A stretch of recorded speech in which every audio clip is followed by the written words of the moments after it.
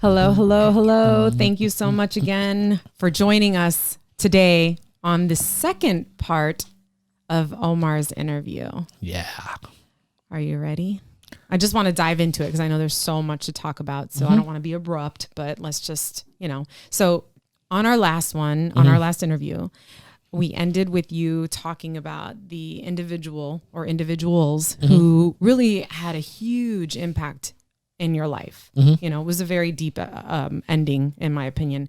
I was very fortunate to have met Ken, thank God. And I've also met your friends, Danny and whatnot. And so I can see the relationships and things that were developed over time. And so I don't want to take away from that, but I also want to make sure that we hit on all the other important things, because that was such an impact in your life that I want to make sure that we talk about all of the other things that this experience that you had throughout the rest of your... And the truth is that there's so much in that time. But I mean, for the sake of time, for the sake of practicality, I understand that we have to kind of move. Sadly, and I would like to. We can always have other episodes where we talk deeply about this. And if viewers have questions, we're happy to, answer questions and have episodes based on those questions. So this is a good thing. So, but again, it's to get to the common denominator, because I try to focus on the individual, but also the big picture. It's it's a trajectory. And there's important people that come in your life, but they also go. So it's part of understanding that there are people that come in your life, sometimes positively, sometimes negatively, but there's always something that you could pull out from that to be able to use in your trajectory. Right. That's what I was talking about in my interview, because I said that I don't even remember how it was, but it was sort of like, it doesn't matter, but it was just sort of like everything happens for a reason. And you said that, but that's similar, because there are experiences that happen in your life and there are things that you can take from that and apply. But I don't think that there's a particular reason why it happens. Sometimes things just happen. They do. Right? No, I know. What I want to say with this, the weight of thinking that I'm trying to share is that things are going to happen. Right.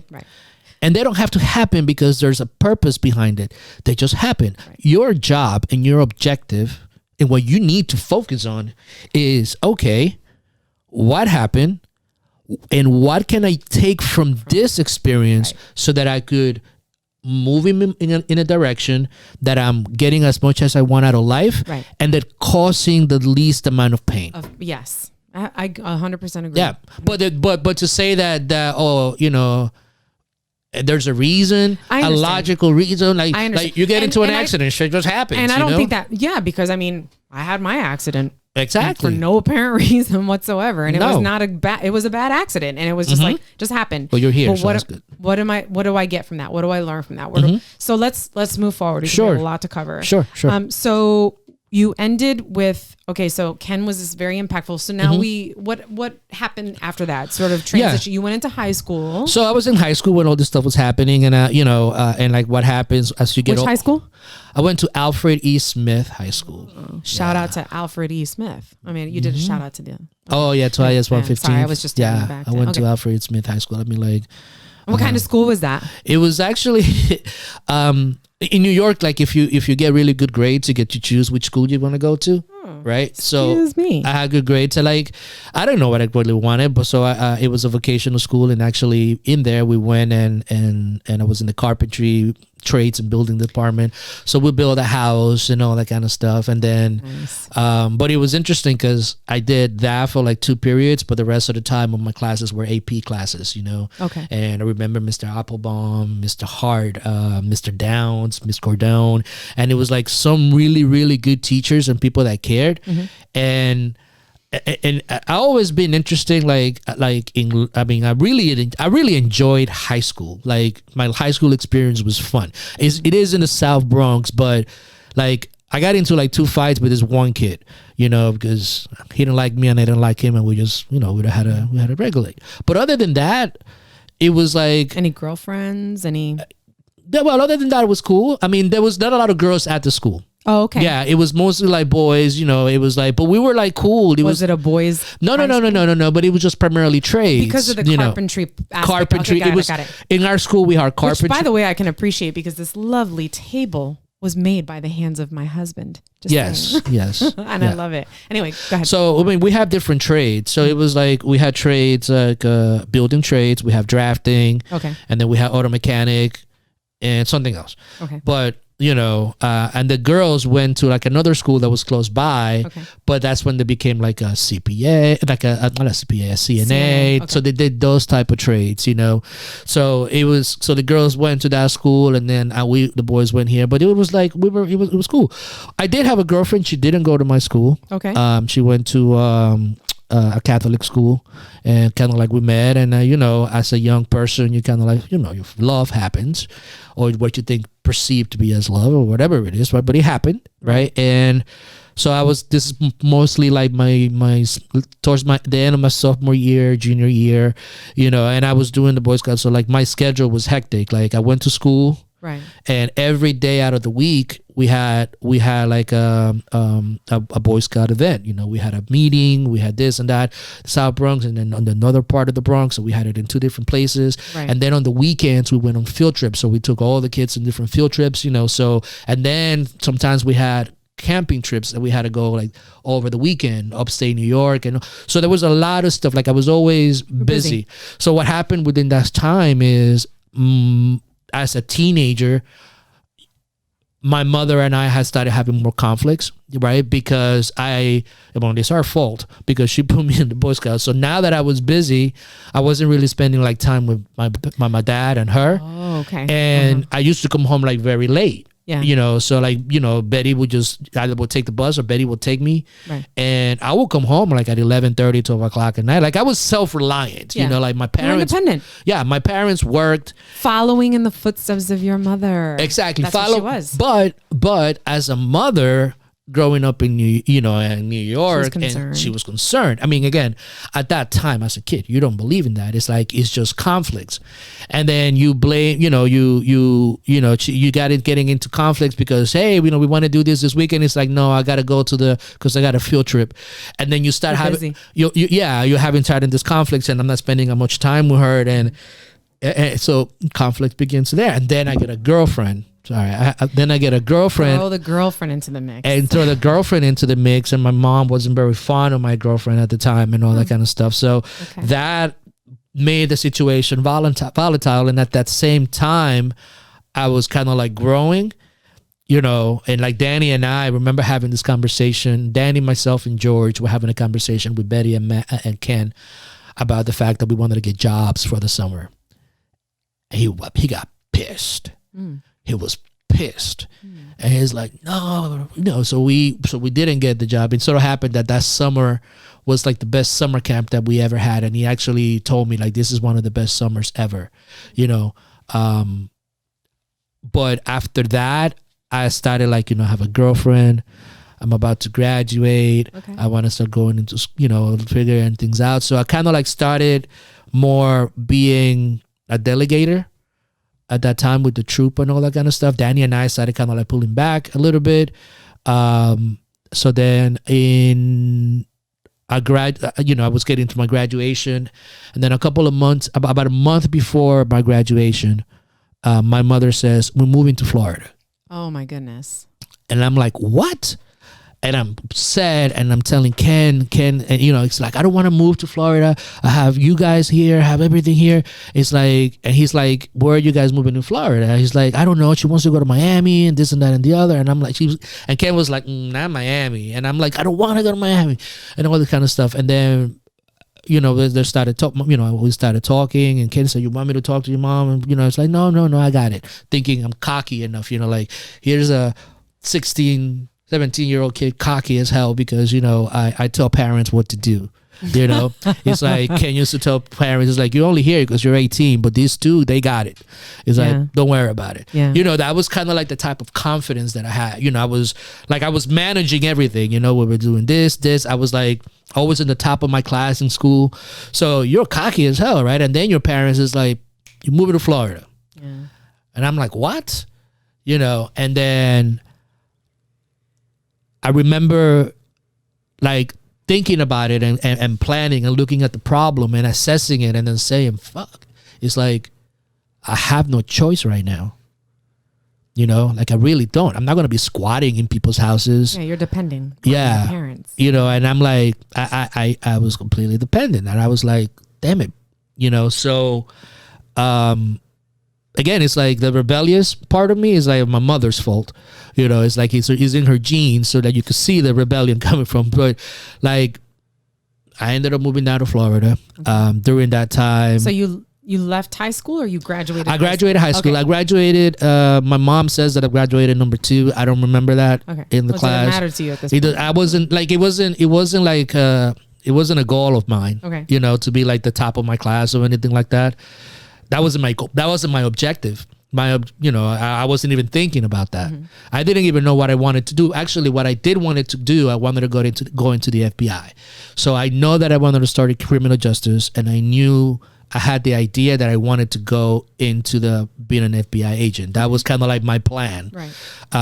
After high school. Right. And I had all the requisites to start following that. It wasn't a big deal.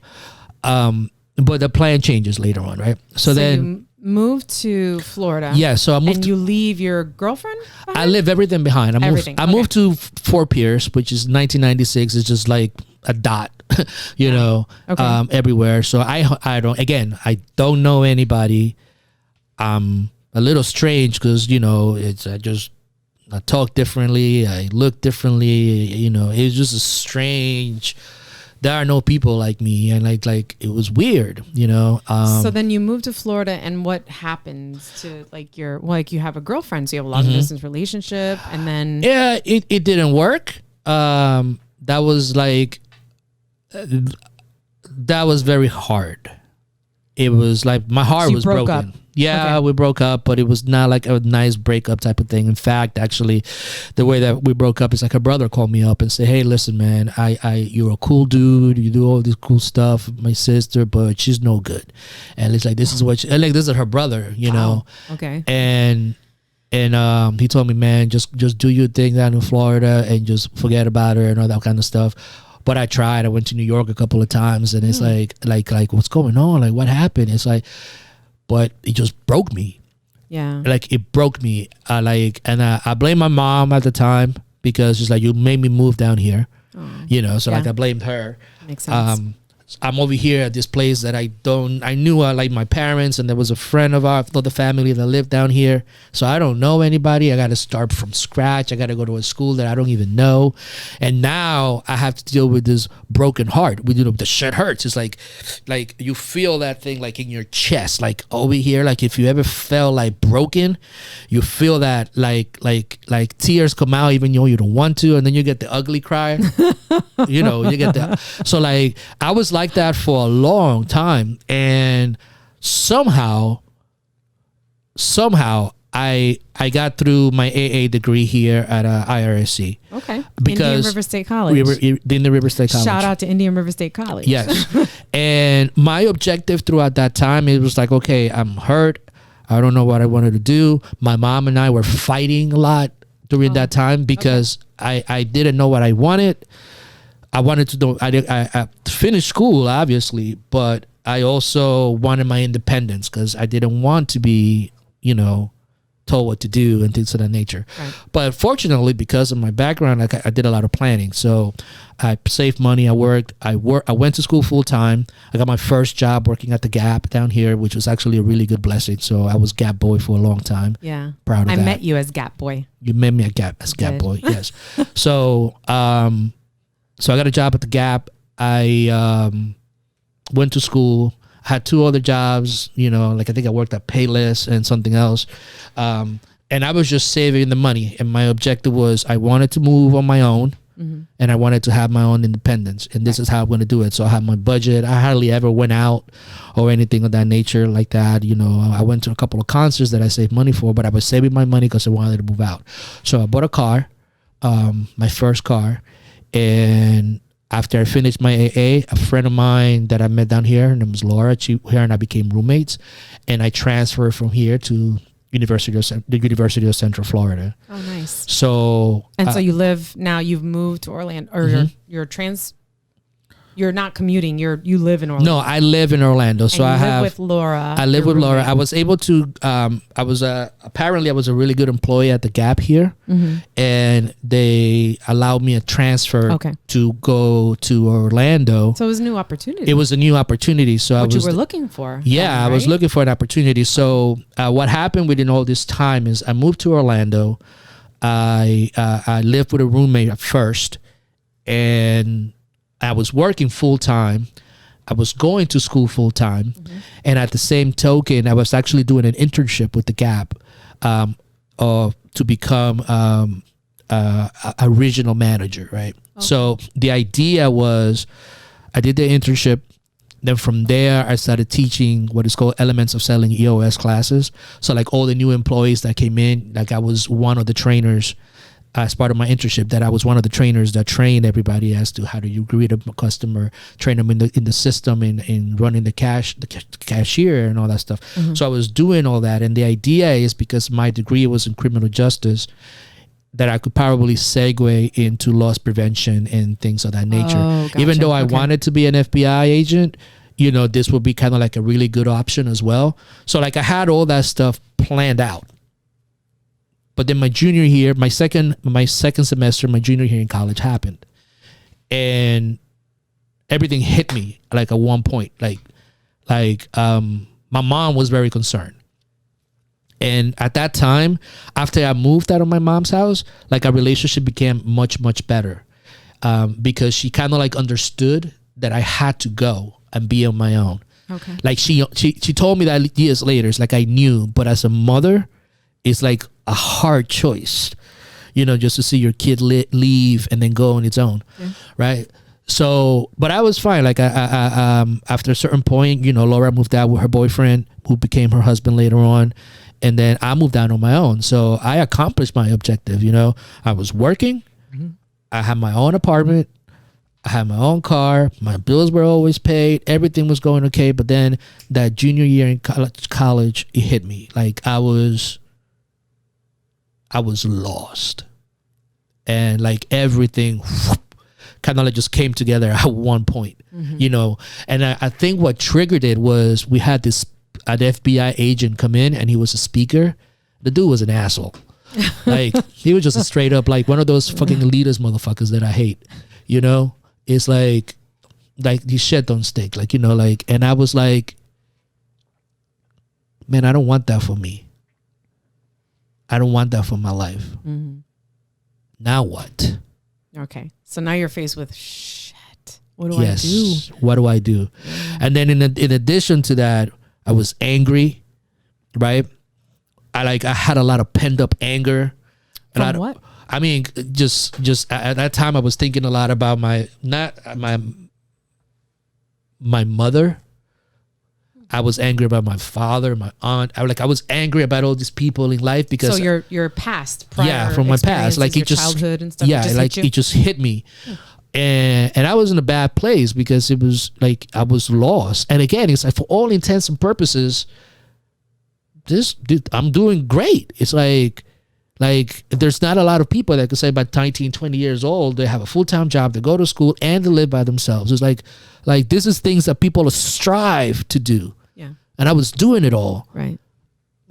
You weren't happy. I was not. I mean, I wouldn't. It was just sad. So then what can you just take us through some of like your thought processes? Yeah.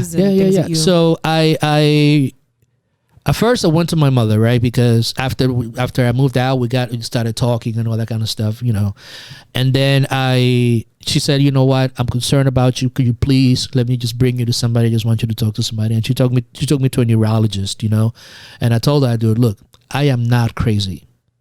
I'm completely lost. I just don't know exactly what's happened. I made plans, but this shit is just changing. And it's like, I don't know. And he's like, oh, no problem. And I'm like, huh? He takes out his prescription book and then he starts writing these things down, right? And he said, here, get this. So I'm looking at the stuff and it's like 3 books. Oh, it wasn't medication. It wasn't medication. The first book was I'm okay, you're okay. Okay. Right? Yeah. How to Win Friends and Influence Others. Mm-hmm. And Awaken the Power Within. So I'm like, okay, whatever. I always like reading, as I always read all kinds of stuff.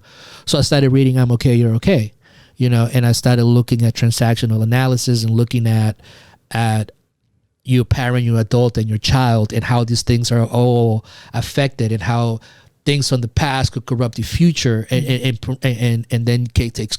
So I started understanding transactional analysis on my own, and understanding that all these different things. And then I started going to counseling at UCF, and I went through counseling, and we talked about all these different things. And I was still shy, and I was still like I was gap boy.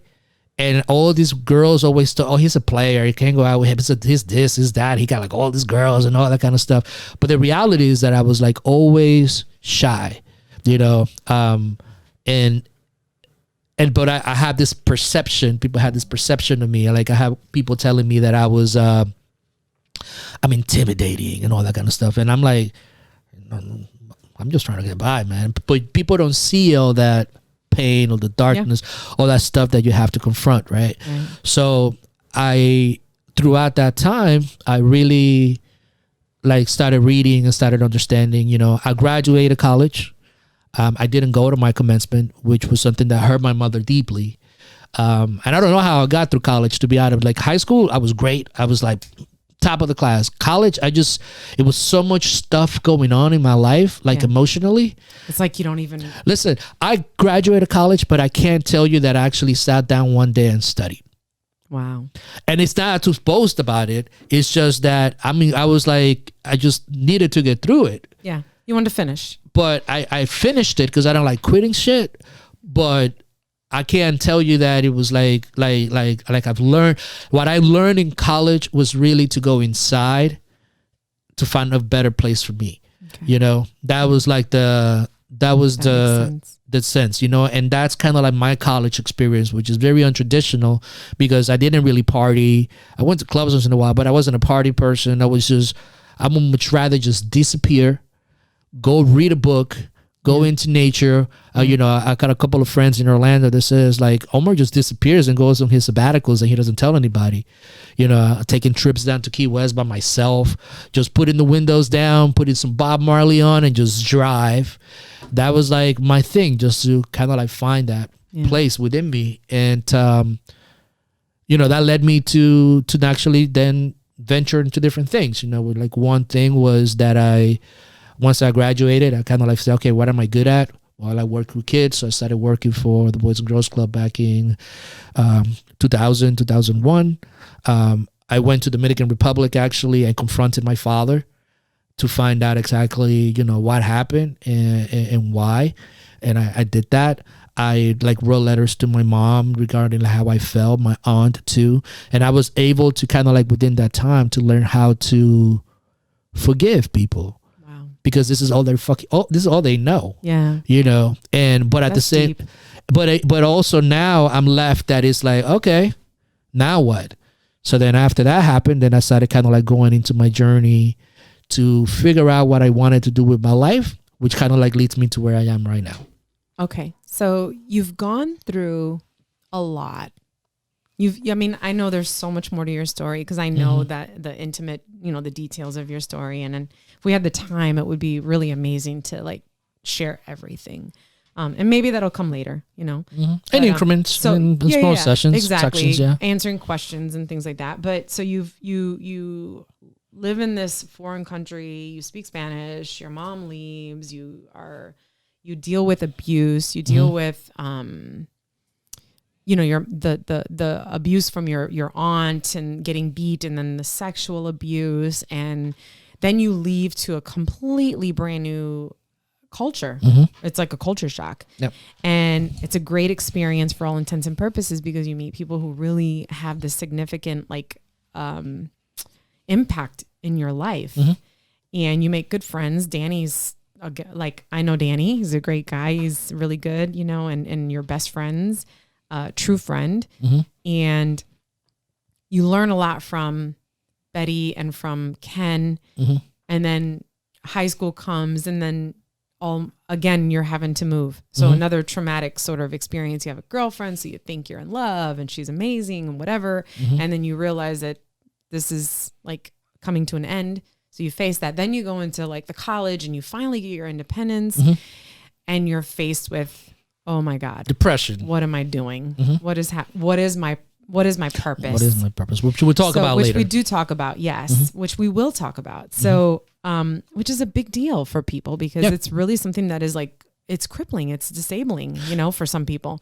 So, I mean, it's not easy. It's not easy to explain the emptiness that comes from that. It's like, it's hard to articulate it. I get it. And the idea behind what we want to do. And again, I want to go back to that because it's not about comparisons. And that's one of the things that I want to get. I want to make sure that we convey that.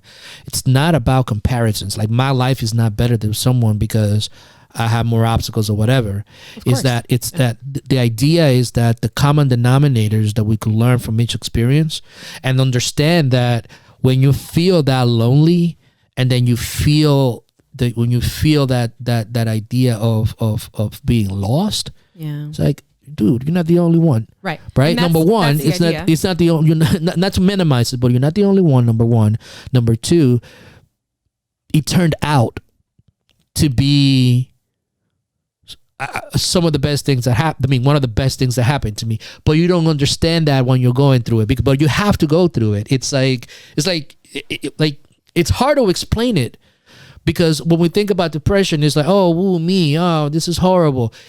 It could be an opportunity to really get to know yourself, confront the thing about yourself, confront the darkness, that shadow part that I was alluding to earlier. It's like it gives you an opportunity to really delve into that and then create a better trajectory to your life. Right. And that's kind of like the idea behind a quest, like it's like, one of the things that Ken told us in the little gift that he gave us with the $100 and $2 at the bottom. He said, you received this gift today. So this gift is like the muscles in your body. If you don't use it, they atrophy and they die. Wow. The choice is yours. What you decide to do. Right. And that's kind of like, it's powerful. It's powerful. But again, it's like when you start looking at your life, it's like you have to start taking responsibility for it and saying, okay, all this shit happened. How am I going to conduct the rest of my life? Right. And then you choose either a philosophy or how you want to continue it, with the understanding that there's so much stuff that is completely outside of your control. You come up with an idea and you evaluate that idea as you keep going forward. Right. So again, you've gone through all these things and I kind of just sort of want to take this opportunity to reflect and use the framework of the SKIAR. And just kind of go through the process of sort of just meeting you where you're at right now, right? Perfect. So you went through your period of separation, right? More than once. Yes. So take us through that. Actually, that's one of my favorite parts of my life right now. It's like solitude separation, because I know that's like, for some people, that's like foreign. It's a scary place to be. Right. It's a very scary place to be alone, to like know, like, like meditation is a thing that is kind of like, it's interesting. It tells you, some people tell you got to clear out your mind, but I like just sitting there and just watching stuff come and go. Oh, during meditation. During meditation. So like my meditation is like that. It's like, just watch what's coming. Like, 'cause you're going to feel it, Like you really feel it. Like for instance, like when I'm feeling anxious and confused and I stop and I feel it, like I like just, not that I like it, but I stay there. It's like you because you want to just experience what that, even though it doesn't feel good. Yes. You want to feel that, right? Yes. And there's times in which I can't stand it. I got to get up and walk away. Right. But the more that I stay with it and the more I start like, I feel it, I give it a space, and then it goes away. Okay. It goes away. And that's the thing about that I've learned in my journey through trying all these different things, meditation, Kabbalah, all of this stuff that I've exposed myself to and all that kind of stuff. It's like you have to be able to feel it, hold on to it, give it its due, and let it go. And it will go away by itself. But also, there's the practicality of it all. Like, you got to take action. You know, the thing about spirituality and like self-help stuff that I'm kind of like dislike is the fact that you're expecting these magical things to happen, right? Like all this magic stuff, like the poetry of it all. You know, you're gonna ascend to heaven and all this stuff. It's like, oh, Nirvana is like this place. It's like I hate all the poetry of it all because it takes away from the actual factual thing. And the actual factual thing is that you have to go through it. The experience of it. You have to experience stuff, because how can you relate to somebody's pain, right? The only way that you can relate to somebody's pain is not by going through the same pain, but understanding like, shit, that hurts. I wonder how that person feels. It's like empathy. Well, that's how empathy is. But it's like, and most people are able to achieve that, you know, but you have to spend time on your own. You have to be in solitude to be able to kind of like understand, like, holy shit, this hurts. Right. Man, this is annoying. Right. You know, I have I got a criticism or from somebody just recently saying that my type of leadership is about people. Or you focus on people. That's the type of leaders that you are. And I'm like human centered? Yeah, like, and I'm like, what the fuck else are we supposed to be concentrating on? Foreign, like human centered thing. Yeah, I'm not sure what that means. And so that was my response. Like, what the fuck else am I supposed to be focusing on? It's like people. It's about people. So if relationships. So it's like if you spend, and I think it's Emerson that says this, right? I don't remember exactly who says it. And what I mean by Emerson, I mean Ralph Waldo Emerson. You know. Not Emerson, our friend Emerson. There's another Emerson. Okay, so he says that I think that in your solitude, or again, I don't remember who said it, but the idea behind it is that if you know everything that happens inside of you, your darkness, your fears, your anxieties, and all that stuff, then you know your fellow man. So that it allows you to be more sympathetic. To have empathy. Yes, exactly. It allows you to understand, like, the human struggle is the human struggle nonetheless. Mm-hmm. Just because you and I look different doesn't make you privileged. Right. You know, it doesn't make me better. You know, so in order to you to get to that point, you have to be quiet. Right. You know, you have to separate. You have to be in solitude. Mm-hmm. This is not new. It's like Muhammad did it. Jesus did it. The Buddha did it. Anybody that really thinks and processes, all the geniuses from Einstein all the way to Darwin, all the way to George Washington Carver, all those people spend time by themselves. It is imperative. It is important, because if not, you're going to be at the whim of everything else that happens around you. The noise. The noise. So let me ask you a question then. That leads into the next part of the framework, the SKR framework. Yep. Confronting. Because obviously when you're in solitude, that's what you're going through, the same process of confronting as well. Yeah, there's two parts of, in my opinion, and this is just my how you deal with it. Yeah, my layman experience. Right. You know, I'm not a professor. I mean, I would love to be like Jordan Peterson or Mr. Brian Ruther, who we're going to meet later on. Like, I would love to be Dr. Ruther. Sorry, you know, but I'm just a layman. Yes. You know, I'm talking about my life, my experiences, and the reason for Soul's Quest is because I want to be able to share that. You know, but there's two types of confrontation, right? There's the physical confrontation, right? And there's just the mental confrontation, right? In the physical confrontation, I'll give you an example of something that I did. I went and confronted my father, and I talked to him, and he told me, I don't need anything from you. And I'm like, okay, I see where you stand, and I see what you are, and I don't hate you, and I don't have anything against you. I understand. And he said, well, I was young, you know how the culture is. And I was like, I understand how Hispanic men are, or not. That's a big generalization. It's a really bad generalization, but you caught yourself. That's I caught myself, right? But because they're not all that way. No, not everybody's like that. You're not like that. No, with the cats, but anyways. With the cats. You cheat on me with the cats. I do. Okay. All right. But I already know that. Okay. But again, do I consider him an evil person? No, I just consider him a man that went with the culture. This is culture. But it doesn't mean that I'm going to go ahead and like, oh my God, my father this, my father that. Is like, no. But I understand. So I confronted that. Right. The same thing. I'll give you another example. I had a girlfriend one time, and she was a very nice girl. And when I was moving to Orlando, I just left. I didn't even tell her anything. Wow. And she was hurt by that. And she was a really good girl. She was really nice. But I just left. Didn't tell her. So a friend of mine told her, he said, what, whatever. And I felt bad doing that, and I've never got a chance to say, look, I shouldn't have done that. I'm sorry or whatever. But I kind of like in my mind, I went through it and I was like, you know what? And I know that it sounds ridiculous because, again, it's like you're just saying something out there and somebody's not going to hear it. But for my sake, I just say, look, I was wrong for doing that. You deserved at least an explanation of something better, and I apologize. And I just kind of like just left it out because I don't want to carry that in me.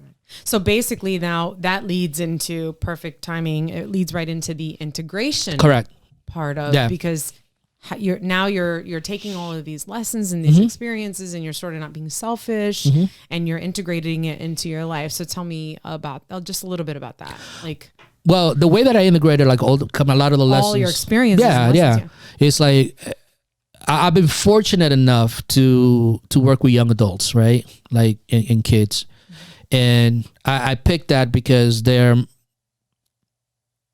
knew that I was good at it, because that's what I did. It was been my training since I was, 13, 14. Yeah. And Ken's approach, and then I try to emulate Ken as much as I can, because it was such a powerful influence, but because it made sense to me, right? So the way that I try to incorporate is again, it's going back to the thing. How do you live your life, right? So I try. I'm not always successful, but I try to, number one, lead by example, and number two, staying true to what I believe in. And I try to help as many people as possible and kind of like see the good in people. So that's how I try to integrate the stuff that I do. One of the things that I'm big on is like, take accountability, take ownership of your stuff. It's like, you got to take ownership of your life. So I don't mean to interrupt you, but that is interesting because you're sort of just going right into the next element of the skiar, which is a level of awareness. Yeah. So it's almost like integration and awareness are part of this. So I think you could talk on both of those, which is interesting because you have to be aware to be able to integrate these things. Yeah. I mean, like, you have to be aware. Like, what you see right now in the physical form, right? You see, like, right now you see my mother's genes and my father's genes, right? Like, just like their DNA and all that kind of stuff in the physical form. But what you don't see, like the mentality, that soul aspect, right? That I want to get into, that idea of feeling and thinking and looking and separating, contrasting, confronting and integrating. That's stuff that other people have done. Right. Just sort of happens that I read a lot and I watch a lot of documentaries, Yeah. And I want to be able to live my life with a sense of not purpose, but a sense of wonder, of a sense of like, oh wow, it means something to me, right? So like when I work with young people, and I try to help them be what they could potentially be, because this is what somebody did for me. So I'm trying to emulate that. And at the middle of it all, at the end of it all, is like, can I cause a little bit less pain? Right? Because again, like the Buddha says, all life is sorrowful, right? So can I cause a little bit less pain? That? Yeah. Right. And again, it's like the thing that bothers me the most, and the shit that drives me crazy, is that we have really good rhetoric. We have optics because, we're supposed to look like this and be like this and all that kind of stuff. But the reality is, like, I'm being vague. Let me give you an example, right? And this is something that kind of like is personal to me, right? So a situation happened. I'm not going to say names or anything like that, right? And people claim, about inclusivity and all this kind of stuff and this and that and the other, right? But you do that to save face, to show people, oh, look how a great person that I am. But when push comes to shove, right, and you make choices that are completely against that idea, then you have no awareness of yourself. You have no awareness of yourself, and you haven't really integrated what you say that you're doing. So you're not practicing what you preach. You're not practicing what you preach. So it's like the same thing about, like, who the fuck am I to get up out there and criticize anybody for how they want to live their lives? That is none of my business. But at the same token, I'm not trying to persuade you to accept me for who I am. Who I am is who I am. If you don't like it, then fuck you. I mean, I'm going a little bit off right now because I'm a little tired. It's been like, a lot of years of people looking at me just because of the way that I look, and it's like, no, you can't put people in a box. It's like we're so much greater than that. Just because I look like this doesn't mean that I'm not capable of certain things, and I may not be capable of certain things. I may not be as good as you in some areas. That is the aspect where and this is I'm passionate about leadership.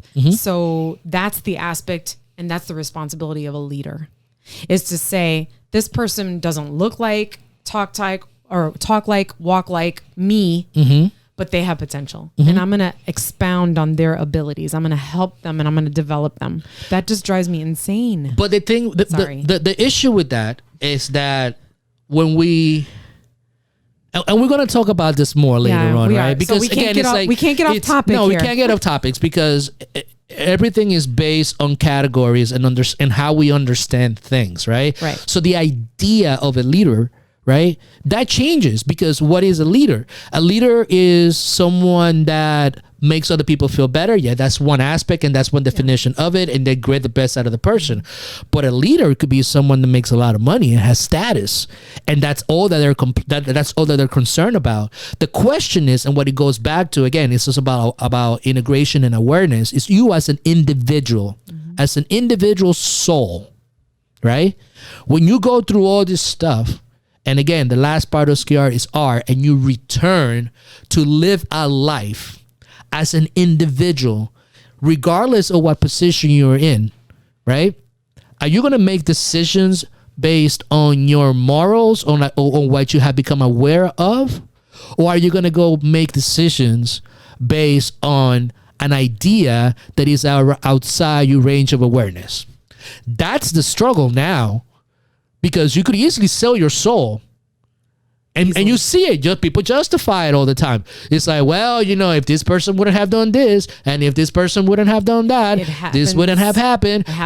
We've had personal experiences with correct. That. So it's not, I get it. It's frequent. Yes. I get that. Yeah. So the individual, that person that goes through the effort of transforming themselves, of integrating, of having that awareness, and then returning and having the outlook of causing a little bit of less pain in the world, right?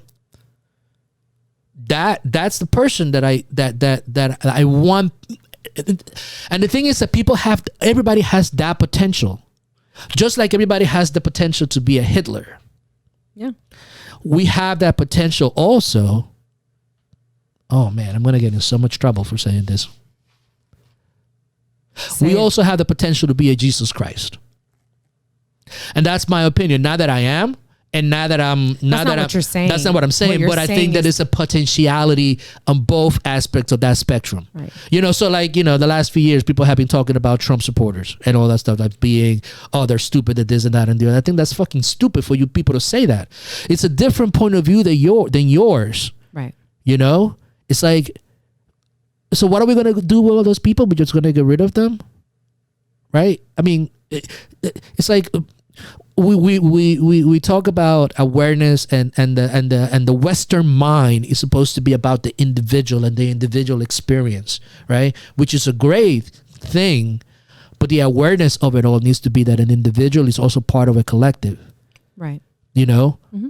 But an individual chooses how they're going to be part of that collective. So every single person has the potential to, when they go through their process of integrating the stuff that's happened to them and go on their quest, once they get to like a certain point, they're able to decide which path to follow. Right. Choose your path.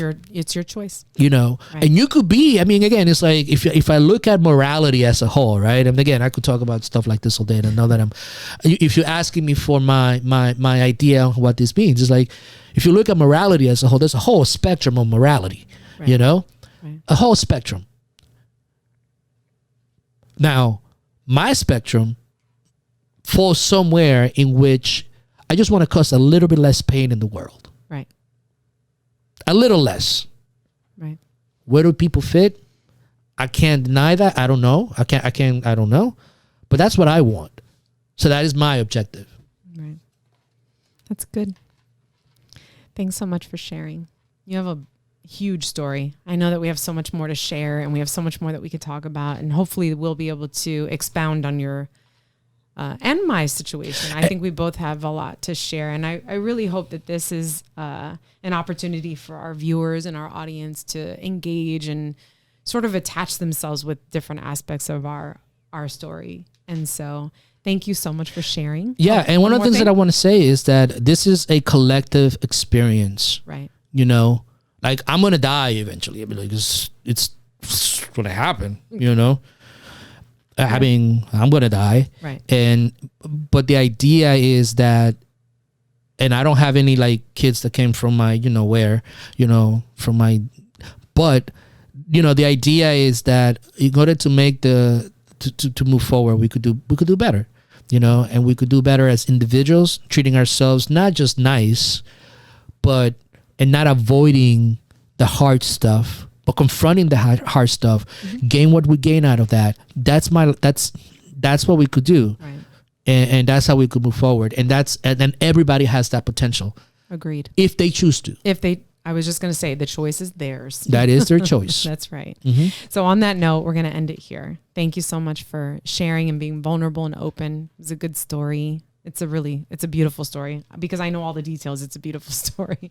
But thank you so much for joining us. We look forward to seeing you on the next episode of A Soul's Quest. If you haven't already, please, please, please visit all of our social media outlets and like us, watch our episodes, and also don't forget to visit our website, asoulsquest.com. We'll see you next time.